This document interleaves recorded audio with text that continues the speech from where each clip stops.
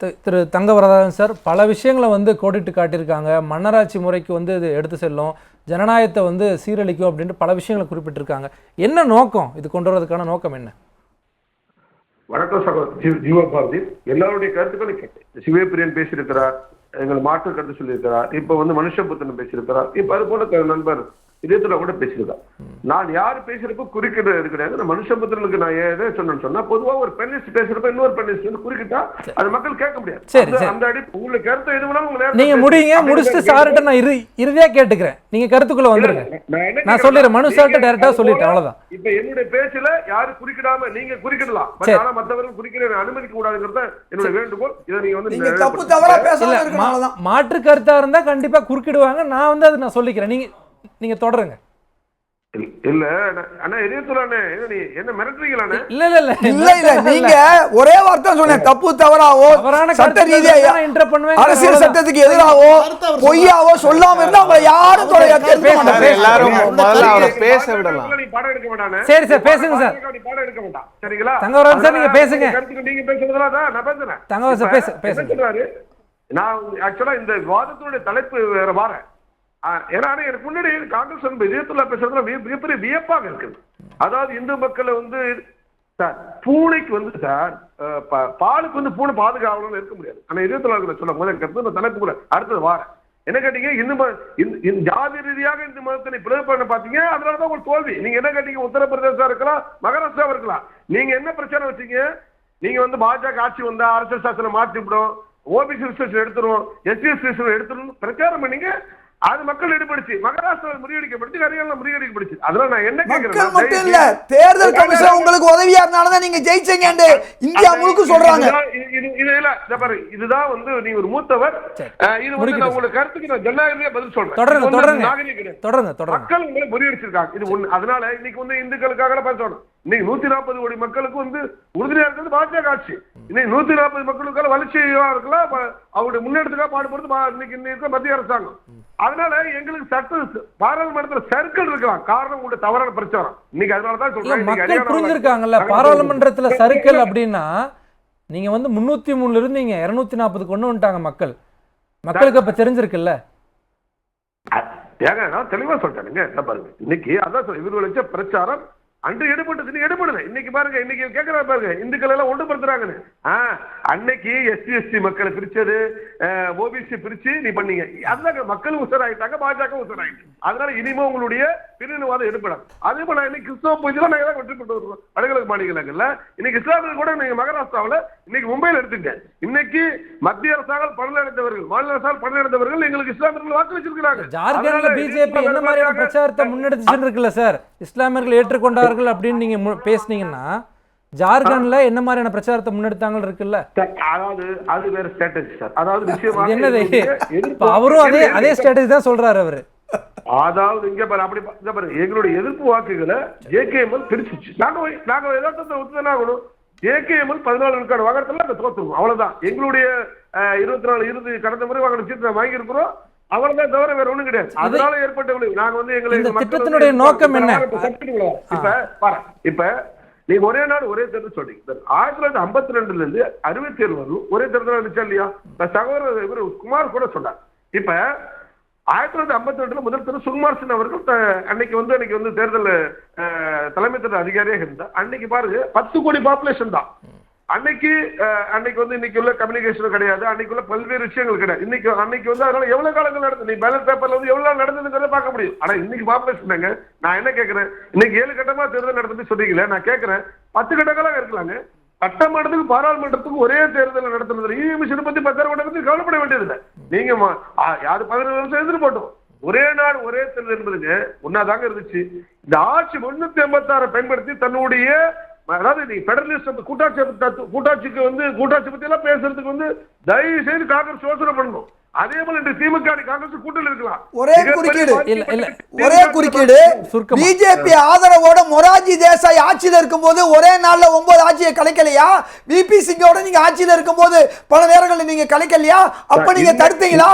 சரி இதே மனசாட்சியோட பேசுங்க. நீங்க வந்து ரிவெஞ்ச் பண்ணி உங்களுடைய அதிகாரத்தை பயன்படுத்தி ஜனாதிபதி தேர்ந்தெடுத்தது பாஜக 356 15 ஏதாவது வாஜ்பாய் 6 ஆண்டுல ஏதாவது பண்ணிருக்கிறோமா? இன்னைக்கு இல்ல வந்து இந்த 11 ஆண்டுகள் பண்ணிருக்கோமா? வாஜ்பாய் ஆட்சியில நடந்துச்சுங்க. முடிச்சிரட்டும். மூணு பேர் கையை தூக்குறீங்க, முடிச்சிரட்டும் ப்ளீஸ். இல்ல இல்ல கேளு, என்னோட கருத்து நிறைவேறதாக பண்ண முடியும். பேசுங்க நீங்க பேசுங்க. நான் என்ன கேக்குறேன், ஜனநாயகத்தை பத்தி இந்த இப்ப என்ன கேட்டீங்க, நாங்க வந்து இப்ப மசோதா தாக்கல் பண்ணீங்க ஒரே நாடு ஒரு நிச்சயமாக ராம்நாத் கோவிந்த் தலைமையில் உயர்மட்ட குழு அமைச்சிருக்கிறோம். கிட்டத்தட்ட பாத்தீங்கன்னா கடந்த 2023 செப்டம்பர்ல தலைமையில் அமைச்ச குழு பொதுமக்களா இருக்கலாம், சட்ட வல்லுநராக இருக்கலாம், அது போல பல்வேறு நபர்களோட வந்து நம்ம வந்து சமூக ஆர்வலா இருக்கலாம், பல கட்சிகளோட கருத்து கேட்டு கிட்டத்தட்ட 18,626 பக்கங்களை இன்னைக்கு ஜனாதிபதி சமர்ப்பணம் பண்ணியிருக்கிறாங்க. அதன் அடிப்படையில் இன்னைக்கு வந்து மத்திய அமைச்சர் ஒப்புதல் கொடுத்துருக்குது. இது நாங்க ஜனநாயக ரீதியாக பாராளுமன்றத்துல மாநிலங்கள் மக்களை வாதிக்க தயாரா இருக்கிறோம். இதை நாங்க இன்னைக்கு சமர்ப்பிக்க போறோம். நீங்க இப்ப நீ சொல்றாரு உண்மைதான், நீங்க சிவப்பிரியன் சொன்னார் உண்மையில 2/3 மெஜாரிட்டி இருந்தா தான் பண்ண முடியாது, மாற்றுக்கிறது கிடையாது. நிச்சயமாக மக்கள் நாங்க நிச்சயமாக மாற்று கட்சியில உள்ளவர்கள் கூட ஆதரிக்கிறாங்க, நாங்க நம்புறோம். நீங்க பொலிட்டிக்கல் டைவர்ஷனுக்காக கொண்டு வரீங்க. நீங்க இதை வந்து அரசெல்லாம் இப்ப உடைச்சு பண்ணவே முடியாது அப்படிங்கிறது தான் குறிப்பிட்ட பெரும்பான்மை மக்களுடைய கருத்தா இருக்கு. நீங்க வந்து மக்கள் பிரச்சனை நிறைய இருக்கு, அதை வந்து டைவர்ட் பண்றதுக்காக தான் இப்ப கொண்டு வரீங்க அப்படிங்கிறாங்க. தவறான கருத்து திரு சகோதரர் சிவபாரதி. நீங்க பாருங்க, நாங்கள் மக்கள் மனநிலை என்ன நினைக்கிறாங்களோ அதைதான் நாங்க வந்து உள்ள கொண்டு வரோம். மக்கள் மனநிலை என்ன இருக்குதோ அதை வச்சுதான் சொல்லுங்க. நீங்க 370 நீக்க வந்து நீங்க முடியாதுன்னு சொன்னீங்க, நீக்கணுங்க. அதே போல நீக்கிறாங்கன்னு சொல்றேன். இப்ப வாதனை இப்ப நீங்க செலக்ட் கமிட்டி பண்ணலாம், ஜேபிசி போலாம். ஆனா நாங்க வந்து நிச்சயமாக இல்ல அதைத்தான் சிவபிரியன் சார் வந்து கோடிட்டு காட்டினாரு. அன்றைய காலகட்டங்கள்ல உங்களுக்கு பெரும்பான்மை இருந்துச்சு, கூட்டணி கட்சிகளுக்கு நம்பர்ஸ் இருந்துச்சு, இப்ப அந்த கூட்டணி கட்சிகள் இல்ல, பெரும்பான்மை இல்ல அப்படிங்கிறது விரோதமா காஷ்மீருடைய அமைச்சரவையும் காஷ்மீருடைய சட்டமன்ற உறுப்பினர்கள் ஒத்துக்கொள்ள வேண்டிய சூழ்நிலை அதை தூக்கி எறிஞ்சிட்டு இந்த வேலையை பண்ணாங்க 370. நான் கேட்கிறேன் திரு ஜீவபாரதி, இப்ப சிவபிரியன் இதயத்துல சொன்னாலும் சொல்றீங்க. நான் கேட்க நீ 16ல 12 பில்லு பாஸ் பண்ணிட்டாங்க, இன்னைக்கு எங்க மெஜாரிட்டி இல்லைன்னு சொல்றீங்க. 16ல 12 பாஸ் பண்ணிருக்கிறோம். நான் என்ன கேட்கறேங்க, இதை பாருங்க, நான் இன்னைக்கு 16ல 12 பாஸ் பண்ணிட்டோம். இதை பாருங்க 370 நீங்க எப்படிதான் சொன்னீங்க, எது வேணாலும் வச்சுக்கோங்க. நாங்க மக்கள் மலையில இருந்து நிறைவேற்றோம். நாங்க வந்து நம்பிக்கையோட நாங்க வந்து செஞ்சிருக்கோம், நிச்சயமா நிறைவேற்றுவோம். நீ தேவையா அனுப்புவோம், ஒரு மாற்று கருத்து. நான் என்ன கேட்கிறேன்னா, அது போல இன்னைக்கு 191 நாட்கள் வாதிக்கப்பட்டு இன்னைக்கு கருத்துக்களை சமரிக்கப்படுது. நான் என்ன கேட்கறது, செலவினங்கள் எவ்வளவு குறையும், அதே போல ஜிடிபி நீங்க வர இவரு நம்முடைய முன்னாள் ஜனாதிபதி ராம்நாத் கோவிந்த் உண்மையே அவர் மறுத்து பேசுறார். ஜிடிபியோட உண்மையாக ஒரு வாரத்துக்கு ஒரு தேர்தல் வந்து எப்படி வந்து ஒரு அரசு வந்து பல்வேறு பேசிட்டு போயிடலாம். என்ன திட்டம் என்ன நடைமுறைங்கிறதா கேள்வியா இருக்கு.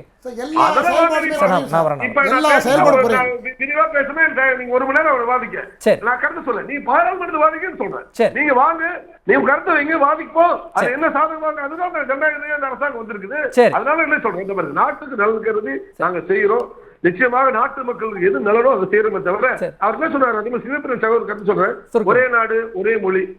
இந்த மாதிரி ஒரு நெருக்கி செட் பண்ணாங்க.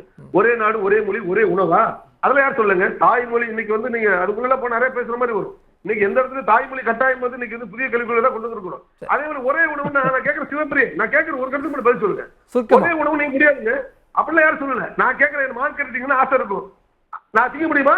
சிவப்பிரியன் மார்க் எடுத்தீங்கன்னா ஆசை இருக்க முடியுமா? சார் அதெல்லாம் தனிப்பட்ட உரிமை, தனிப்பட்ட உணவு சார். அது அவருக்கு சிவப்பிரியன் ஆரம்பத்தில் வச்ச கருத்து தான் பதில் சொல்றேன். அப்ப அசாம்ல என்ன சார் நடந்துச்சு 2 நாளுக்கு முன்னாடி? அசாம்ல என்ன நடந்துச்சு? அசாம்களுடைய முதலமைச்சர் என்ன உத்தரவு போட்டாரு? ஒரே நாடு ஒரே மொழி ஒரே உணவு எங்க சொல்லிருக்குது? ஒரே உணவு நாட்டுல காலகாலமா என்ன இருக்குதோ அதான் பண்ணணும். அதே மாதிரி மார்க்கெட் சாப்பிடணும் ஆசை இருக்குன்னு சொன்னா நான் சாப்பிட முடியுமா? சிவப்பிரியன் ஆசை சாப்பிட முடியுமா? நீங்க சாப்பிட வேணாம், அடுத்தவங்க சாப்பிடுறத தடுக்காதீங்கறத இப்ப சொல்லிக்கிட்டு இருக்கோம். யாரையுமே வந்து திணிக்கல சார். மார்க்கெட் சாப்பிடலாமா? இதுல நான் கூட மாட்டுக்கறி சாப்பிடுறது இல்ல. நான் சாப்பிடுற ஏழைகளை நீங்க ஏன் தடுக்குறீங்க? நீங்க மட்டும் பாருங்க, இன்னைக்கு 90% மாட்டுக்கறியை வெளிநாட்டுக்கு ஏற்றுமதி பண்றது யாரு? உலகத்திலேயே அதிகமா மாட்டுக்கறியை அடிச்சு ஏற்றுமதி பண்றது பிரதமர் மோடியுடைய ஆட்சி. அந்த தவறு நீங்க செய்யலாமா? சுருக்கமா மாட்டுக்கறி சாப்பிடலாமான்னு கேக்குறேன். மாட்டுக்கறி சாப்பிடலாமா? உங்களை யார் சாப்பிட கூடாதுன்னா யாரு சாப்பிட வேணாம்னு சொன்னா ரெண்டுமே சொல்லல.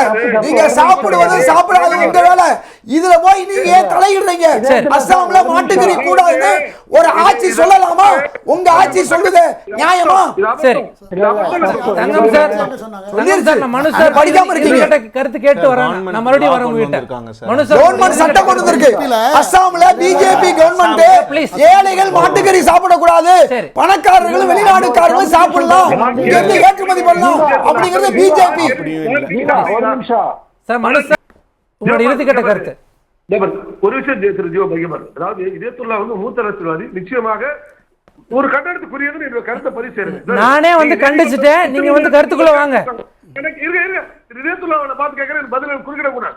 நான் என்ன கேட்கறேங்க, இன்னைக்கு ராமர் ஆலய தீர்ப்புல வந்துங்க அங்க உள்ள இஸ்லாமிய அமைப்புகளை ஏத்துட்டாங்க. நான் அந்த விஷயத்தை கண்டிச்சுட்டேன், நீங்க வந்து கருத்துக்குள்ள வாங்க. நீங்க யார விலைக்கு வாங்குறீங்க? யார நீங்க வந்து குடியரசுத் தலைவரா மாத்தி விலைக்கு வாங்குறீங்க? மோடி அவர்கள் ஒரு பிசி, அவர் பிசிக்கு எதிராக இருக்காரா? என்ன காரணம் சார்? இதெல்லாம் நீங்க அடையாள ஆட்சி. இதுல சார் முடிக்கணும் ப்ளீஸ் சார். அவருக்கு சொல்லுங்க எதை பேசணும் போது சார். ஒரு நிமிஷம் சீக்கிரம் முடிங்க. நான் பேசுறேன் தங்கம் சார். கட்டுப்படுத்த முடியல எப்படி பேசுறீங்க? தங்கம் சார் நீங்க பேசுங்க, நான் சொல்லிட்டேன். நீங்க என்னதான் நீங்க கேள்வி கேட்டீங்க சார் ப்ளீஸ். தங்கம் சார் முடிங்க சார். நான் ஸ்டுடியோல இல்ல, இதயத்துல அந்த ஒரு ஸ்டுடியோ இருந்தா உங்களுக்கு அக்கா இருந்தா அங்கேயே சார் நேரடியான கருத்து முடிங்க சார். முடிக்கணும், ஷோ முடிக்கணும். பேசக்கூடாம இந்த கருத்து வாங்க கூட நினைக்கிறீங்க சார். நீங்க பேசுங்க சார். ராமநாத விஷயத்தை பொறுத்தளவு இன்னைக்கு வந்து நீதிபதிகள் வந்து அந்த அமைப்புகளை ஏத்துக்கிட்டாங்க. இன்னைக்கு இஸ்லாமிய அமைப்புகளை ஏத்துக்கிட்டு அவங்களும் வந்து ராமநாத திருப்பல வந்தாங்க சார். இதுல இறுதிக்கட்ட கருத்து வாங்க சார் ப்ளீஸ்.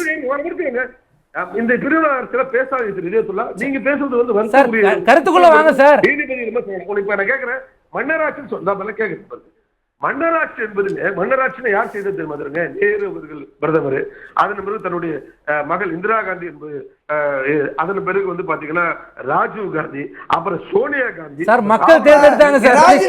இதெல்லாம் சார் இதெல்லாம் சார் என்ன சார்? பாஜகவுல 65 பேரு அப்பா புள்ளைய எம்பியாவும் மந்திரியாவும் எம்எல்ஏ. இது தெரியாது ப்ளீஸ் சார். ப்ளீஸ் அவர் சப்ஜெக்ட் பேசல, நான் இன்டர்ப்ரெட் பண்றேன் சார். நான் இன்டர்ப்ரெட் பண்றேன். இருங்க தங்கம் சார். ஒரே நாடு ஒரே தேர்தல் தொடர்பான உங்களோட இறுதிக்கட்ட கருத்தை முடிங்க, நான் ஷோ முடிக்கணும். சார் நீங்க பேசுங்க சார். சார் ப்ளீஸ் பேசுங்க சார். தங்கம் சார் நிச்சயமாக ஜனநாயகத்தின் மீது நாங்க ஒரு இது கொடுப்போம். பாராளுமன்றத்தில் மசோதா தாக்கல் பண்ண போறோம். நாங்க வாதிக்கிட்டேன், நீங்க 2/3 மெஜாரிட்டி இருந்தா நடக்கும். 2/3 மெஜாரிட்டி எதிர்கட்சிக்கு முகாமில் வந்து இதுல எவ்வளவு ஆதரவு இருக்கு, இந்த மக்களுடைய ஆதரவு இருக்கு. இதத்துல புரியாம பேசுகிறார். அது போல இன்றைக்கு நண்பர் வந்து மனுஷமுத்திரன் பேசுறார். ஒரு 2/3 மெஜாரிட்டி கிடைக்கும். பொறுத்திருந்து பாருங்க. இந்த மசோதா நாட்டு மக்களுக்கான எவ்வளவு பெரிய உயர்த்த தருதுன்னு பொறுத்திருந்து பாருங்க. எங்களுடைய நம்பரை வச்சு பார்த்து பேசாதீங்க. எதிர்ப்புகள் இந்தி கூட்டணியில் எவ்வளவு பேர் ஆதரவா இருக்காங்கிறத வந்து நாங்க பாராளுமன்றத்துல மாநிலங்கள் மக்களவையில் பார்த்து இதயத்துள்ளாவும் திமுக மனுஷமுத்திரம் அதிர்ச்சி அடைவாங்க நான் சொல்றேன். வேற ஒண்ணு நம்பரே இல்ல அப்படிங்கறதா வந்து ஒரு கலை யதார்த்தமா இருக்கு. நன்றி சார்.